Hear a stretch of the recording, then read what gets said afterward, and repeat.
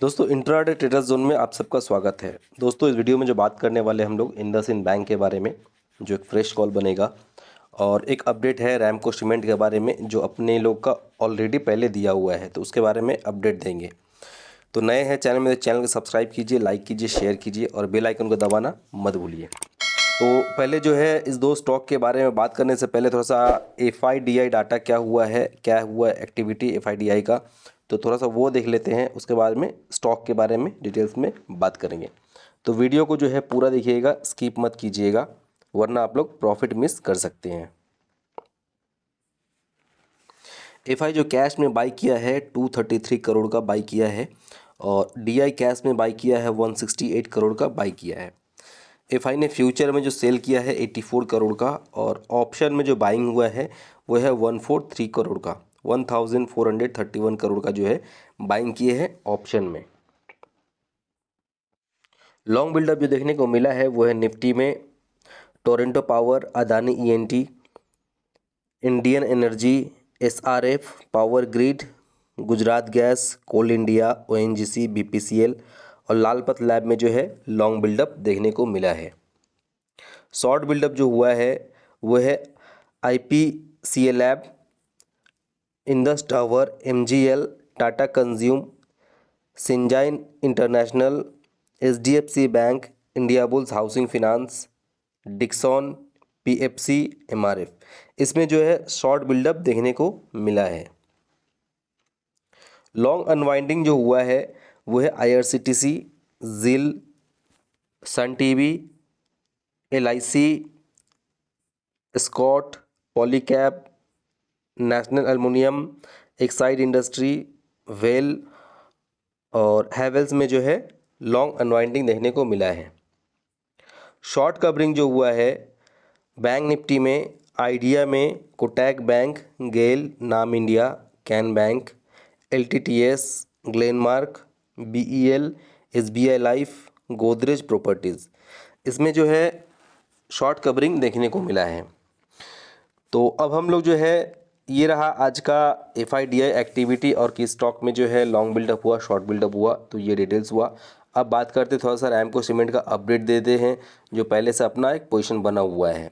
उसके बाद में जो है फ्रेश कॉल जो है इंडसइंड बैंक, उसके बारे में हम लोग चर्चा करेंगे। रैमको सीमेंट चल रहा है 1052। ये स्टॉक जो है 3 दिन पहले 1073 का हाई लगा के आया है।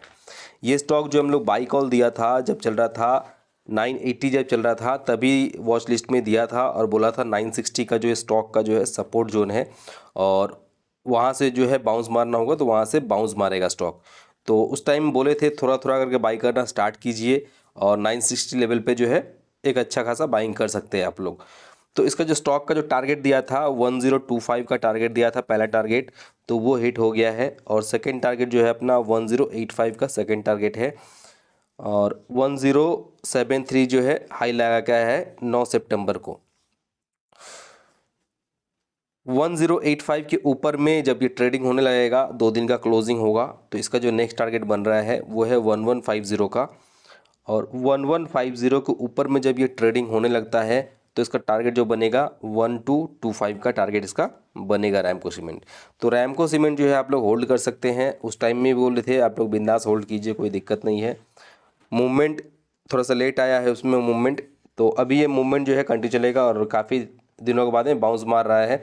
तो स्टॉक जो है अभी भी टारगेट करीब 1225 तक जो है टारगेट दिखा सकता है रैमको सीमेंट में।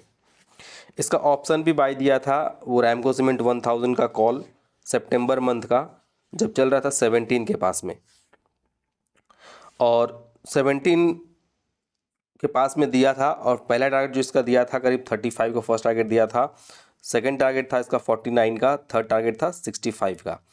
तो इसका जो ऑप्शन देख लीजिए आप लोग, करीब जो है ये जो है करीब 76 मार के आया है ऊपर से। और ये स्टॉक दिया था जब 17 चल रहा था इसका ऑप्शन, तभी बाई दिया था। ये कॉल जो बाई दिए थे हम लोग करीब 14 अगस्त को बाई दिए थे। कब दिए थे ये जो डिटेल्स में जो वीडियो है इसका लिंक जो है डिस्क्रिप्शन में डाल देंगे, तो चाहे तो वो क्रॉस चेक कर सकते जा करके। अब जो बात करते हैं हम लोग, बात करेंगे हम लोग इंडसइंड बैंक के बारे में। इंडसइंड बैंक जो है 1063 चल रहा है। आज जो स्टॉक जो है 2% अप में क्लोजिंग हुआ है। स्टॉक का जो सपोर्ट है वो है 1025 के पास में एक सपोर्ट है, ठीक है। तो स्टॉक अगर बाई चांस अगर आप लोग को वहाँ पे मिलता है 1025 तो वो तो एक बेस्ट बाई बनेगा, क्योंकि देखिए ये स्टॉक जो है अभी जो है काफ़ी दिनों का एक रेंज ब्रेक किया है। ये जो रेंज है यहाँ से लेकर के करीब 1020 से लेकर के 990 के बीच में जो है, इस रेंज में जो है काफ़ी दिनों तक रुका है। अब जो है इस रेंज को ब्रेक किया है कल के दिन में, ठीक है, और आज भी पॉजिटिव था। तो अब जो है स्टॉक का जो है, ये स्टॉक जो है हम लोग करीब 10 दिन से ट्रैक कर रहे हैं, मगर ये रेंज ब्रेक नहीं कर रहा था, तो इसके लिए कुछ अपडेट नहीं दिए थे, वीडियो नहीं बनाए थे। लेकिन अब जो है इसका रेंज ब्रेक कर दिया है, तो अब आप लोग जो है स्टॉक को देख सकते हैं। स्टॉक का जो सपोर्ट बन रहा है 1025 के पास में, यहाँ पे सपोर्ट बन रहा है करीब इस जगह पे 1025 के पास में। स्टॉक अगर बाई चांस अगर आप लोगों को भी मिल जाए 1025 का तो वो एक बेस्ट बाई बनेगा, वरना आप लोग जो है 1045 के पास में जो है ट्राई कर सकते हैं बाई करने के लिए। 1040 से लेकर के 1045 के बीच में ट्राई कर सकते हैं।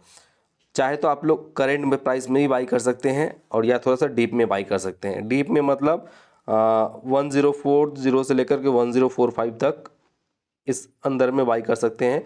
बेस्ट बाई जो है 1025 का बेस्ट बाई है, ठीक है। और चाहे तो अभी करंट में बाई कर सकते हैं। स्टॉक का जो है पहला जो टारगेट बनेगा या स्टॉक का यहाँ से वो बनेगा 1140 का एक पहला टारगेट बनेगा, ठीक है। 1140 का एक पहला टारगेट बनेगा, और अभी चल रहा है 1063।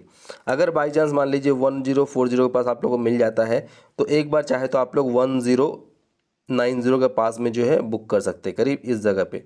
यहाँ पे भी एक रेजिस्टेंस है 1090 के पास में भी एक रेजिस्टेंस है, तो हो सकता है स्टॉक जो है यहाँ पे भी एक बार रुक सकता है।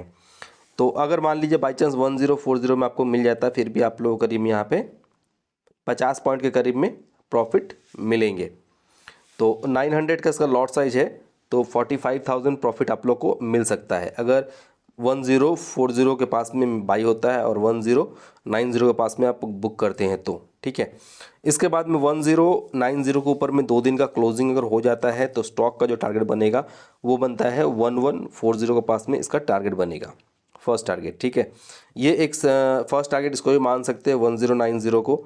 मगर क्या है, अगर मान लीजिए यहाँ पे करंट रेट में बाई करते हैं तो आप लोग का 20 पॉइंट से 30 पॉइंट का प्रॉफिट मिल सकता है, और या फिर आप लोग 1140 के लिए वेट कर सकते हैं। 1140 के ऊपर में जब ये स्टॉक चलने लगेगा तो इसका जो नेक्स्ट टारगेट जो बन सकता है वो है 1225 का, आप लोग को करीब नेक्स्ट टारगेट देखने को मिल सकता है करीब इस जगह पे। ये 1225 का जो है करीब आपको सेकंड टारगेट दिख सकता है।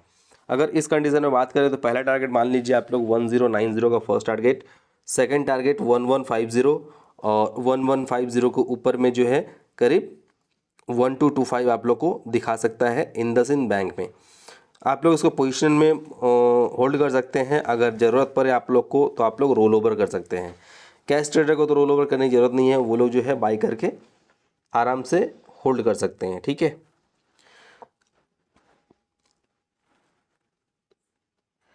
देखिए काफ़ी सारा कमेंट आया है जिल को लेकर के, 310 का सी, उसके बाद में 300 का सी, उसके बाद में 220 का पी, 250 सी। देखिए इसका बारे में क्या है, फ्यूचर लेवल आप लोग को दे रहे हैं, और ऑप्शन वाले जो हैं अपने हिसाब से इसका एग्जिट कर सकते हैं या बुक कर सकते हैं, ठीक है। अभी अभी एक मिनट, जिल देखिए 255 चल रहा है। जिल जो खड़ा है अपने सपोर्ट के पास खड़ा है, ठीक है। 255 के पर 255 256 का जो है ये सपोर्ट जोन है।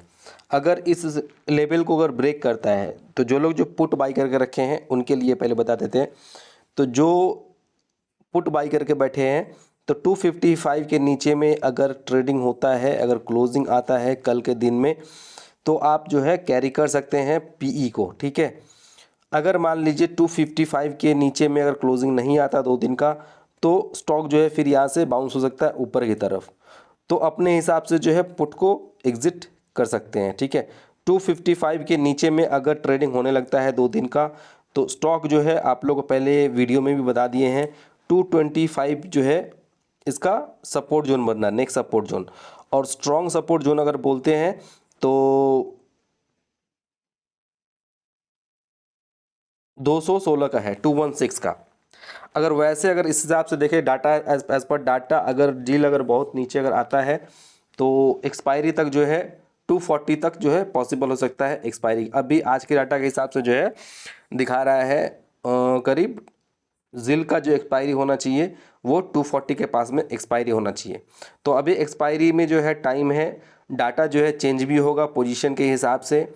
तो फिलहाल के डाटा के हिसाब से 240 और स्टॉक जो है बुलिश है। ठीक है, तो मेरे हिसाब से जो है पुट में अगर आप लोग को प्रॉफिट मिल रहा है, जो भी पुट बाई करके रखे हैं, तो अपना तुरंत से तुरंत बुक कीजिए। कॉल वाले के लिए बता देते हैं, अभी 255 चल रहा है, 255 256 सपोर्ट जोन है। इस लेवल को अगर ब्रेक नहीं करता है, इसके नीचे अगर ट्रेडिंग नहीं होता है, तो स्टॉक जो है यहाँ से बाउंस मार के आप लोग को 289 दिखा सकता है वापस। ठीक है, 289 जो है एक रेजिस्टेंस पॉइंट है, 289 के वहाँ पे चाहे तो आप लोग बुक कर सकते हैं, अपना अपना पोजीशन जिनका जिनका प्रॉफिट में आएगा चाहे तो बुक कर सकते हैं। 289 के ऊपर में अगर क्लोजिंग आता है 2 दिनों का, तो स्टॉक का जो टारगेट होगा वो होगा 325 का। ठीक है, 325 के ऊपर में ट्रेडिंग जब होने लगेगा तो वो उसका टारगेट जो बन जाएगा 361 का टारगेट बनेगा। और 343 जो है स्ट्रॉन्ग रेजिस्टेंस पॉइंट है, तो वो अपने हिसाब से वहाँ पे बुक भी कर सकते हैं आप लोग। ठीक है, तो 255 चल रहा है। शॉर्ट वाले अगर इसके नीचे अगर क्लोजिंग आता है 255 के नीचे 2 दिन में, तो आप पुट होल्ड कर सकते हैं।